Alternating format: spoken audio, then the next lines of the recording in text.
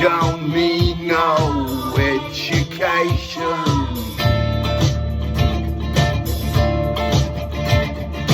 We don't need no thought control.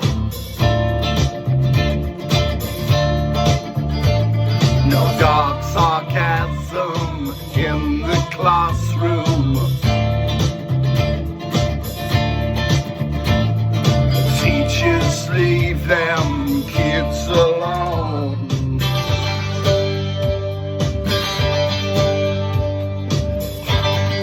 Hey, teacher, leave them kids alone.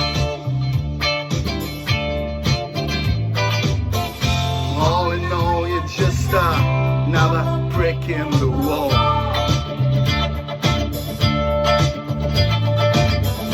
All in all, you're just another brick in the wall.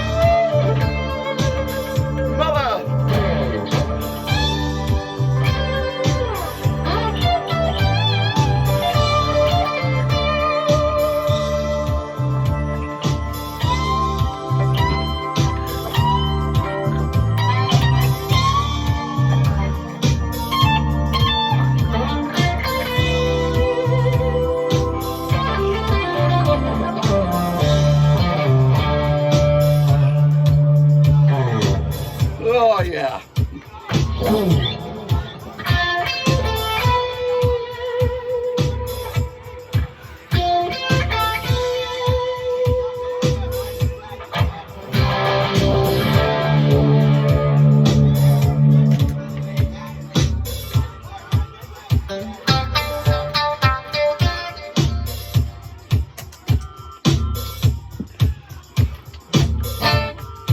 Good morning.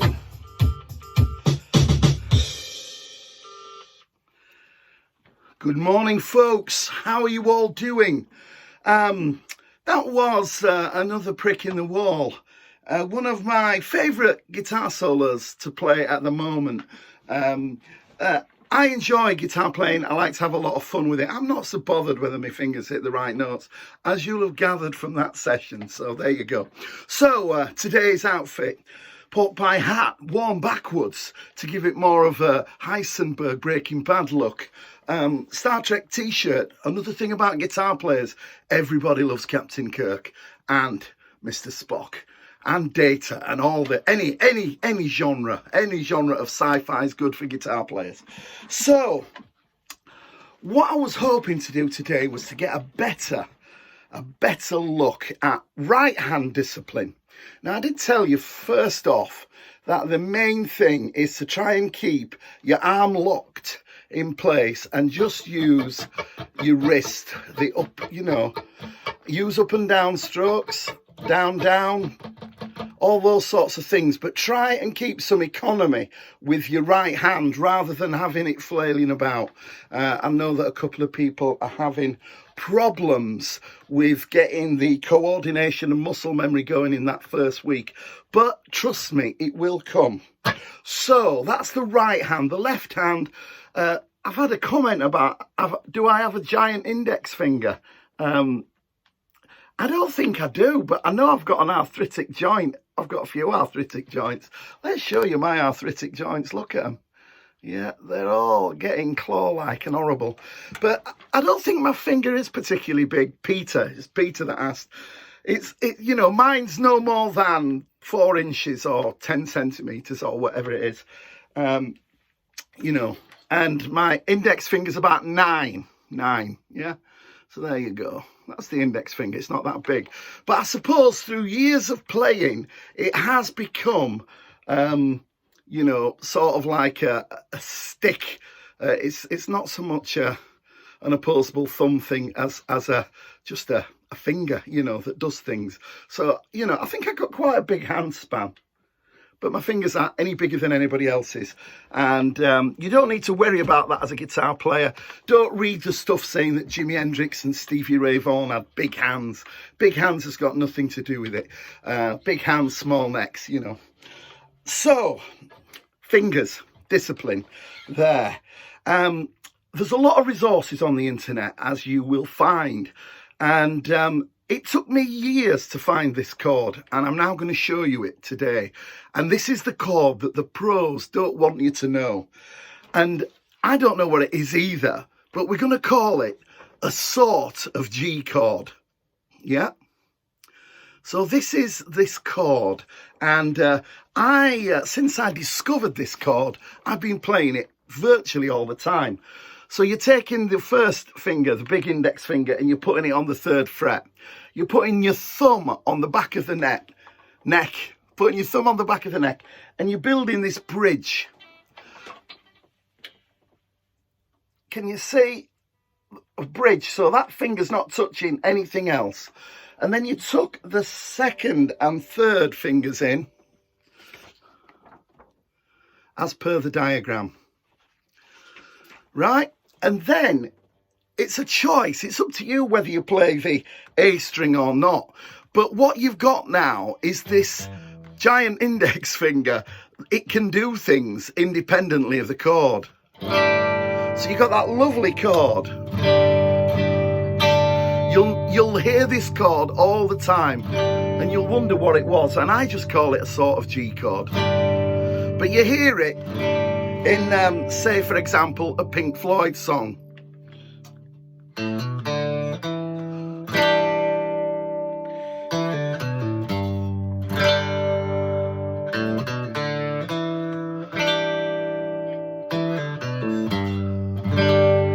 So all you're doing is taking your first finger, you're holding the shape with the 3rd fret, 2nd finger on the D string, and the 3rd fret E string with your 3rd finger. And it's a sort of G chord. And if you just take that first finger and play the A string open, and then the A string at the 2nd fret with your first finger,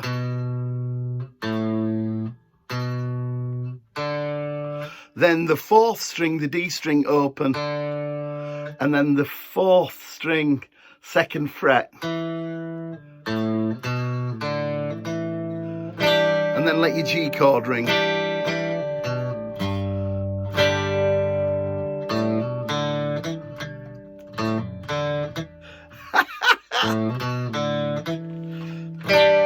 I've got my left arm in a really awkward position.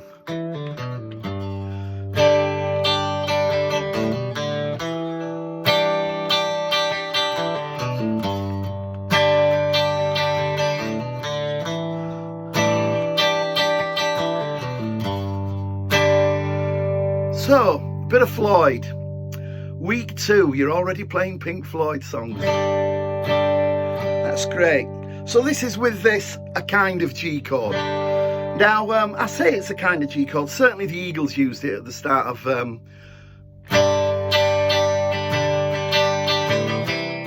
that one. I think the song's called Taking It Easy. That's it. Great chord. Pink Floyd.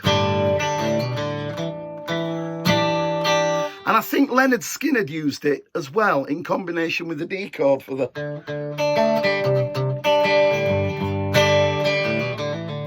Oh, that bit was very much like the Pink Floyd song.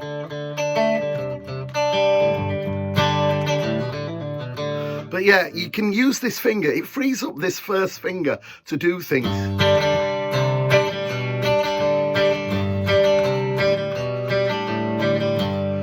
And you can just, yeah.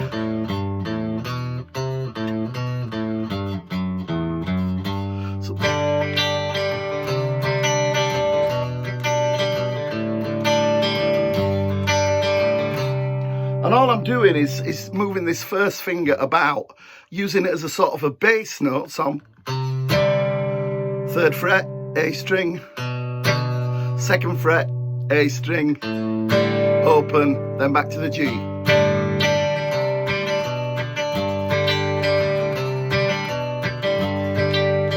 And we've got a bit of jingle jangle going.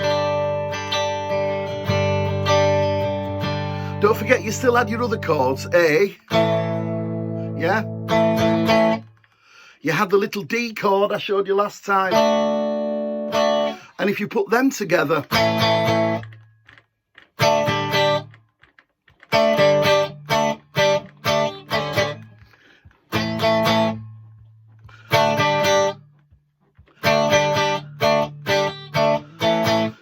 A, then your D, then your G, D, G, D, A. Wow! And you can stamp your foot.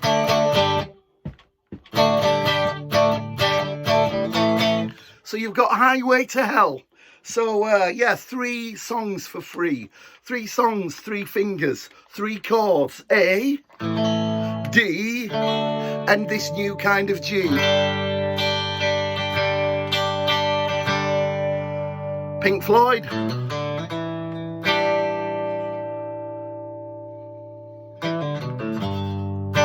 Highway to Hell. Ow!